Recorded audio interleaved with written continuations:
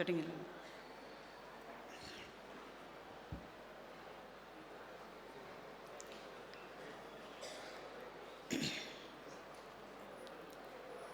நன்மையும் செல்வமும் நாளும் நல்குமே, திண்மையும் பாவமும் சிதைந்து தேயுமே, ஜென்மமும் மரணமும் இன்றி தீருமே, இம்மையே ராமா எனும் 2 எழுத்தினார்.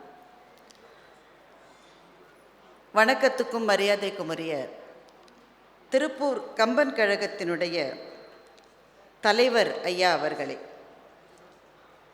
இன்றைக்கு மிகச்சிறப்பாக இந்த விழாவை நடத்தி கொண்டிருப்பதில் தகத்தகாயமாக மின்னுகின்ற இந்த விழாவை சீரும் சிறப்புமாக நடத்தி கொண்டிருக்கின்ற திருப்பூர் கம்பன் கழகத்தினுடைய பொருளாளர் அன்பு சகோதரர் சிவராம் அவர்களும், செயலர் சகோதரர் திரு ராமகிருஷ்ணன் அவர்களும், திருமதி கௌசல்யா வேலுச்சாமி அவர்களும், தலைவர் உள்ளிட்ட அனைத்து பொறுப்பிலே இருக்கிற பெருமக்களே, இன்றைய விழாவினுடைய தலைமை பொறுப்பு வகித்து மிகச்சிறந்த இலக்கிய உரையை ஆற்றிவிட்டு அமர்ந்திருக்கிற சோழா திரு ஏபி அப்புக்குட்டி அவர்களே, வாழ்த்துரை வழங்கிய KM சுப்பிரமணியம் அவர்களே, இந்த விழாவில் மிக இனிமையாக இறைவணக்கமும் அதற்கு பிறகு பாடல்களும் பாடிய அன்புக்குரிய சகோதரிகள் திருமதி விசாலாட்சி, திருமதி ஆனந்தி அவர்களே,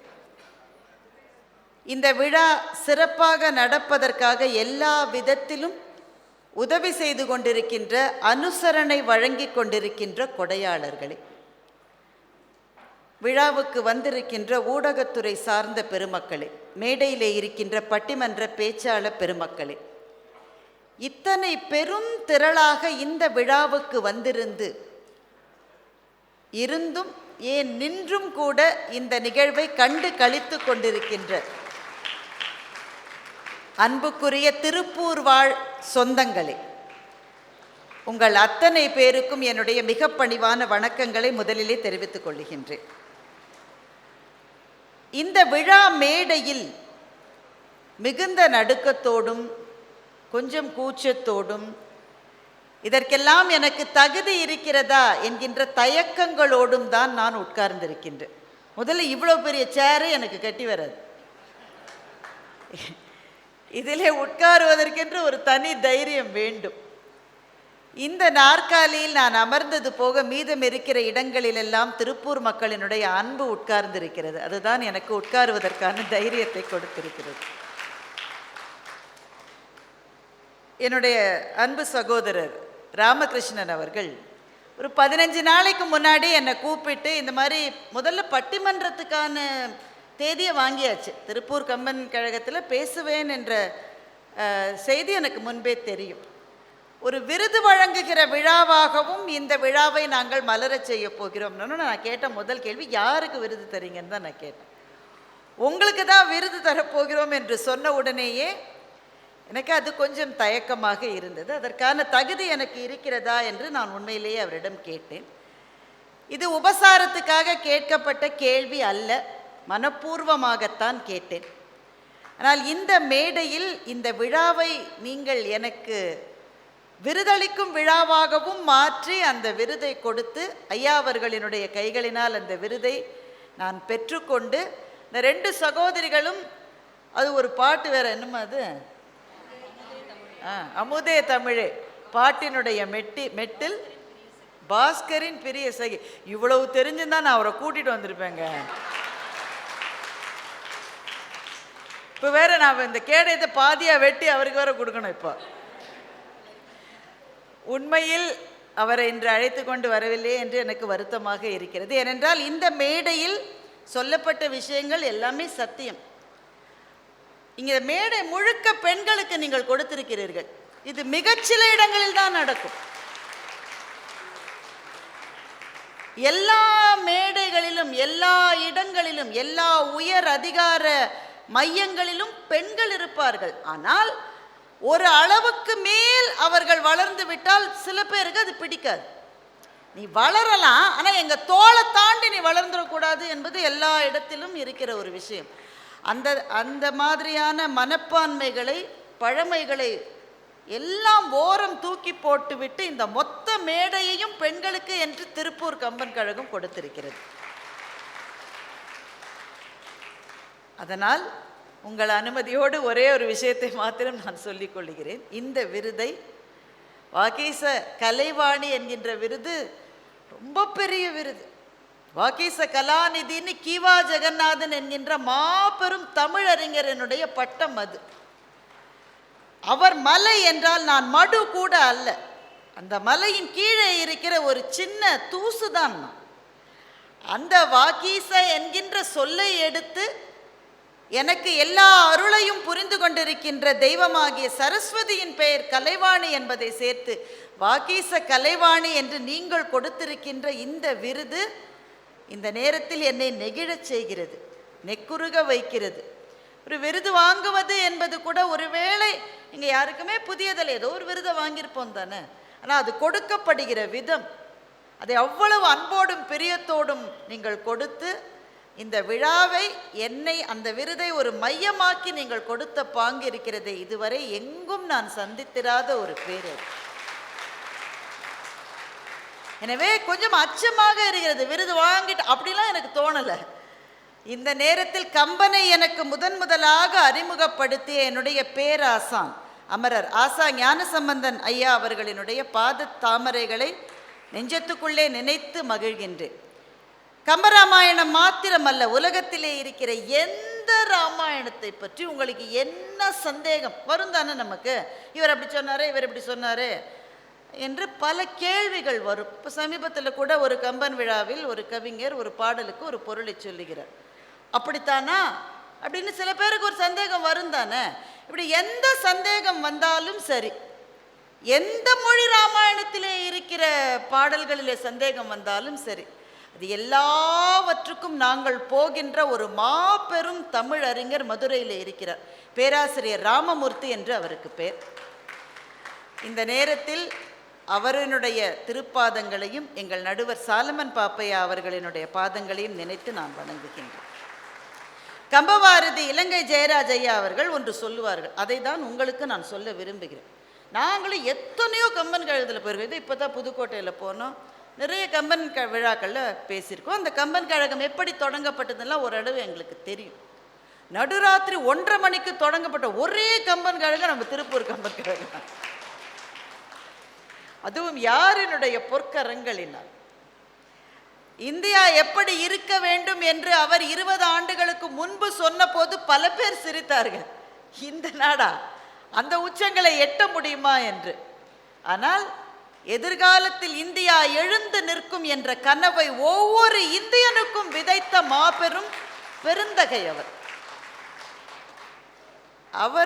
அவரினுடைய பொற்கரங்களினால் தொடங்கப்பட்ட இந்த கம்பன் கழகத்தில் இந்த விருது எனக்கு வழங்கப்பட்டிருப்பதை என் வாழ்நாளினுடைய பெரும் பேராக நான் கருதுகின்றேன்.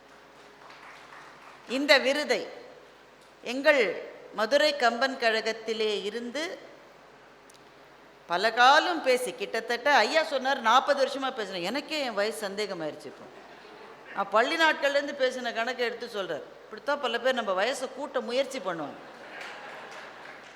உண்மையிலேயே 40-50 ஆண்டு காலம் தமிழக மேடைகளில், குறிப்பாக கம்பன் கழக மேடைகளில் பேசி பேச்சாளர்கள் எப்படி இருக்க வேண்டும், குறிப்பாக பேச்சாளர்களாயிருக்கிற பெண்கள் மேடையில் எப்படி நிற்கணும், எப்படி தோற்றம் தரணும், எப்படி பேசணும், கஷ்டங்க. அவர் அதை ரொம்ப அழகாக சொன்னார் ராமகிருஷ்ணன். அது எளிதல்ல. ஆண்களுமே பேச்சாளர்கள் இருப்பது ஒன்றும் எளிதல்ல. பெண்களுக்கு கூடுதலான நிறைய பிரச்சனை உண்டு, நிறைய. அதை இன்னொரு மீட்டிங்கில் பேசலாம்.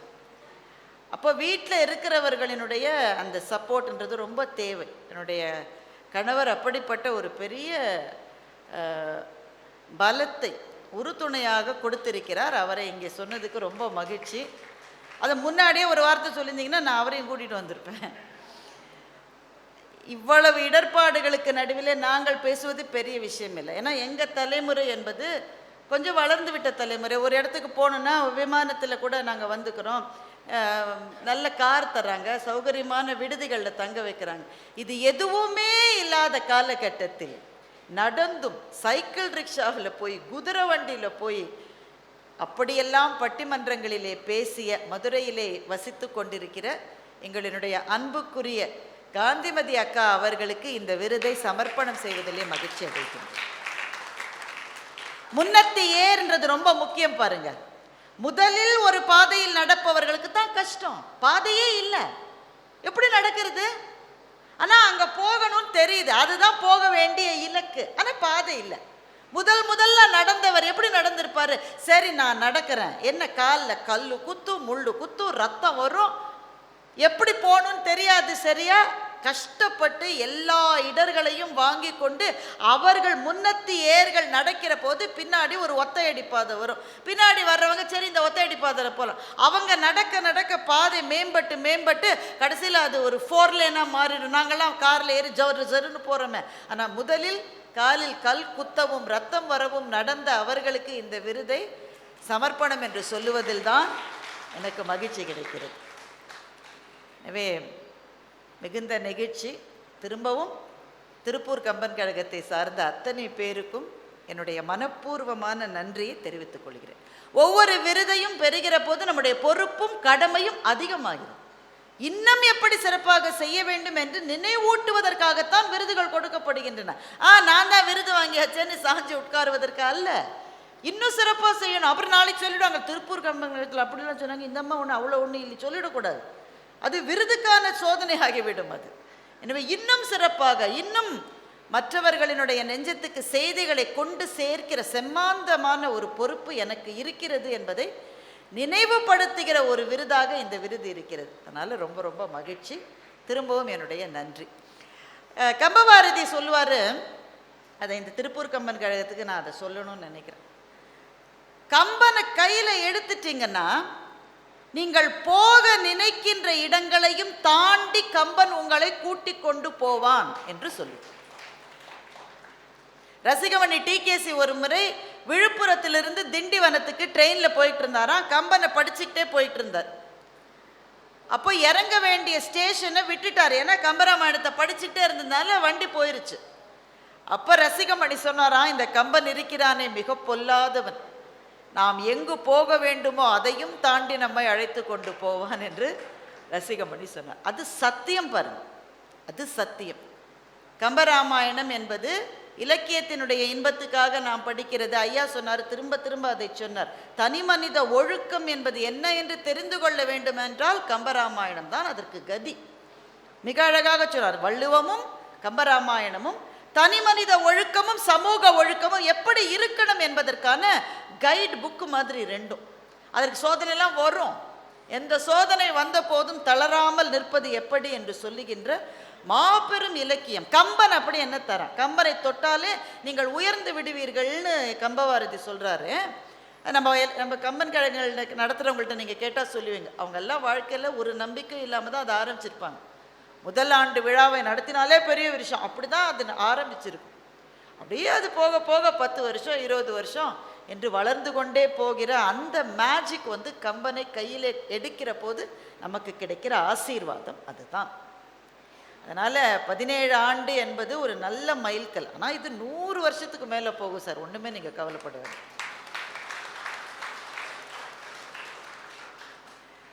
ரொம்ப குறிப்பாக கம்பன் கழகத்தினுடைய தலைவர் அவர் சொன்ன அந்த செய்தி எனக்கு ரொம்ப பிடிச்சிருந்தது. ஏன்னா திருப்பூரில் விழா ஒத்துக்கிட்ட போது டாரிஃப் சாதாரணமாக இருந்தது. இன்விடேஷன் அச்சடித்த போது 25% இருந்தது. பேச வர்ற போது 50% இருக்கு. என்னய்யா வருவாங்களா மக்கள் எல்லாம்? உங்கள் ஊர் மக்கள் அந்த எல்லாத்தையும் அதில் நேரடியாக பாதிக்கப்படக்கூடிய பல பேர் இங்கே இருக்காங்களே, கூட்டத்துக்கு வருவாங்களா அப்படின்னா எல்லாம் கம்பன் காப்பாற்றிடுவான்ட்டார். அதே மாதிரி கம்பன் எப்படி காப்பாற்றிருக்கான் பாரு. உங்களுக்கெல்லாம் பயமாக இருக்கா? எனக்கு பயமாக இல்லை, எனக்கு பயமாக இல்லை. ஏன்னா தடியெடுத்து அடித்தாலும் கொடியை விடாத குமரனுடைய ஊர் இந்த திருப்பூர். எங்கேயோ இருக்கிற ஒரு ட்ரம்ப் போடுற டாரிஃப்னாலேயா நாம தளர்ந்து விட போகின்றோம்? திருப்பூர் கிருஷ்ணன் என்கின்ற மாபெரும் எழுத்தாளர், உங்க ஊர்க்காரர், உங்க குடும்பத்தை சார்ந்தவர்கள் வந்திருக்காங்க இங்க. அவர் ஒரு சம்பவத்தை எழுதுறாரு. அவர் ஒரு நாள் ஒரு சிவாஜி கணேசன் சாரை